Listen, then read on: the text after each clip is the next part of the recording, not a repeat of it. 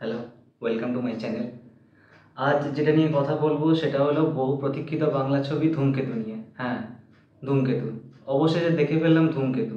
তো কেমন হলো ধূমকেতু সিনেমাটা সেটা নিয়ে একটু কথা বলবো আজকে। তার কোন দিকগুলো ভালো হলো, কোনটা খারাপ হলো, এগুলো অবশ্যই আমার নিজস্ব মতামত। তাও এগুলো নিয়ে একটু আলোচনা করা যাক। আজ থেকে 10 বছর আগে শ্যুট হওয়া একটা সিনেমা, যেটা 2016 সালে রিলিজ হওয়ার কথা ছিল, 9 বছর আগে। তো এত দিন পরে রিলিজ করার ফলেও তার সেটা নিয়ে যে উন্মাদনা দর্শকের, বাংলার দর্শকের যে উন্মাদনা, তো সেটা সত্যিই চোখে পড়ার মতো। তো ইতিমধ্যে বক্স অফিসে যে কালেকশন করে ফেলেছে এবং সেটা বাংলা ছবির সমস্ত রকম রেকর্ড ব্রেক করে ফেলেছে। তো সেই রকম একটা ছবি, তো সেটা নিয়ে কেমন হলো, তার ভালো দিক কোনগুলো বা কোথায় কি কি খামতি রয়ে গেল, তো সেগুলো নিয়ে একটু আলোচনা করা যাক। তো প্রথমেই আসবো ভালো দিকগুলো নিয়ে, প্রথমে আলোচনা করা ভালো। তো কি কি ভালো দিক হলো সেটা নিয়ে একটু আলোচনা করা যাক। এই ছবির মূল যে আকর্ষণ ছিল সেটা অবশ্যই দেব শুভশ্রী জুটির কামব্যাক। হ্যাঁ, অনেক বছর পর দেব শুভশ্রী জুটির কামব্যাক ঘটছে বাংলা সিনেমায়। যদিও শুটিং হয়েছিল সিনেমাটার অনেক দিন আগে।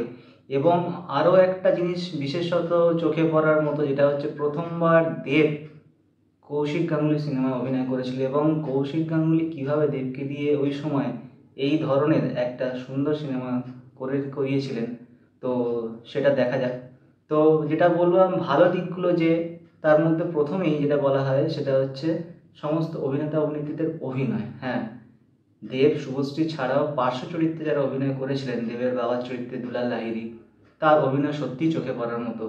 এবং ছোট ছোট চরিত্র, চিরঞ্জিত চক্রবর্তী ছিলেন, পরমব্রত খুবই চোখে পড়ার মতো। বিশেষত দেবের সাথে পরমব্রতর একটি সিন না বললেই নয়, যেখানে ছিল কিছুক্ষণের জন্য হলেও, সেটা খুবই দুর্দান্ত সিন ছিল। এই সিনেমায় পুরোনো দিনে সেই শুভশ্রীর সেই যে লুক, সেই মিষ্টি লুক, সেটা আবার চোখে পড়েছে। এবং পরিণীতার আগেও যে শুভশ্রী এত ভালো অভিনয় করেছিলেন, সেটা সত্যিই চোখে পড়ার মতো। শুভশ্রীর অভিনয় খুব স্বল্প পরিসরে হলেও শুভশ্রীর অভিনয় কিন্তু খুবই ভালো। আর যেটা না বললেই নয় সেটা হচ্ছে রুদ্রনীল ঘোষ। হ্যাঁ, পুরো ছবি জুড়ে দেবের সাথে সমান তালে এবং দেবকে ছাপিয়ে যাওয়ার মতো একটা হিরো, সুপারস্টারকে ছাপিয়ে যাওয়ার মতো ক্ষমতা রেখেছেন তার অভিনয় দিয়ে রুদ্রনীল ঘোষ। এই ছবি যতটা দেব শুভশ্রী, তার থেকে বেশি বলা যায় এটা দেব ও রুদ্রনীলের ছবি। দেব রুদ্রনীলের বন্ধুত্বটা, এটা রুদ্রনীল সাবলীলভাবে ফুটিয়ে তুলেছেন, এটা সত্যি অসামান্য।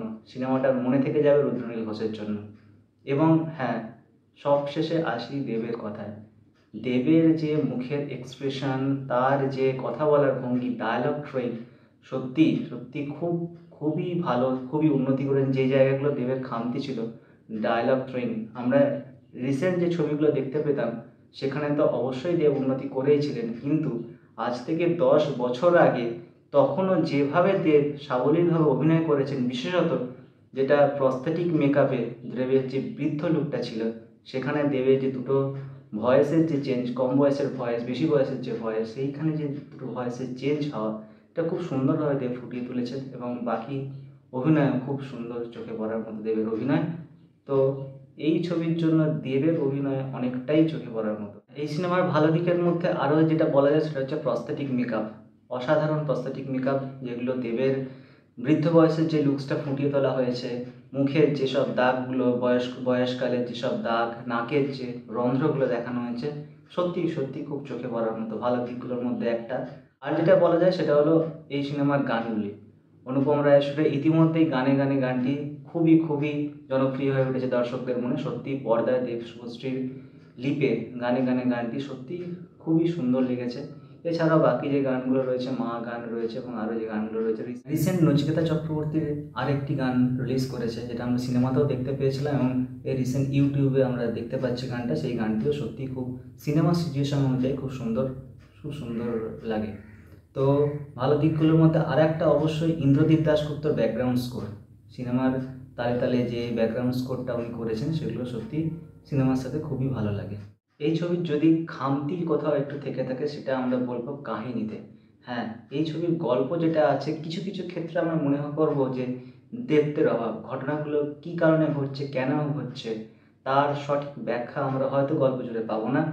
তো তা হলেও যে সিনেমার বাকি অভিনয়, সেইটা কিছুটা হলেও এই এই ঘটনাগুলোকে, গল্পের যে ডেপথ কম, সেগুলোকে ছাপিয়ে গেছে।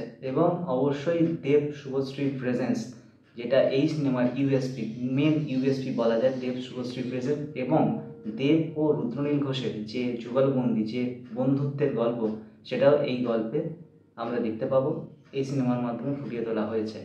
তো হ্যাঁ, তো ভালো খারাপ সব মিলিয়ে একটা ছবি গড়ে ওঠে। তো আমরা বলবো যে ইতিমধ্যে ধূমকেতু হচ্ছে ব্লকবাস্টার। ধূমকেতু ইতিমধ্যেই বক্স অফিস সফল হয়ে গেছে, সফল মুভি। এই কয়েকদিনে, এখনো এক সপ্তাহ হয়নি মুভিটা রিলিজ করেছে। তো আশা করছি এরপরে আরও যত এইভাবে সিনেমাটার কালেকশন, বক্স অফিস কালেকশন আরও বাড়বে। তো যাই হোক, যারা এখনও দেখেননি তারা অবশ্যই কাছের সিনেমা হলে গিয়ে দেখে আসুন ধূমকেতু, এবং কমেন্ট বক্সে জানান আপনাদের কেমন লাগলো সিনেমাটা। তো আমার ভিডিও ভালো লাগলে অবশ্যই লাইক কমেন্ট করবেন এবং ভিডিওটি শেয়ার করবেন। আর যদি আমার চ্যানেলটি সাবস্ক্রাইব করা না থাকে তাহলে অবশ্যই সাবস্ক্রাইব করে দেবেন। তো দেখা হচ্ছে পরের ভিডিওতে, ততক্ষণের জন্য ভালো থাকবেন।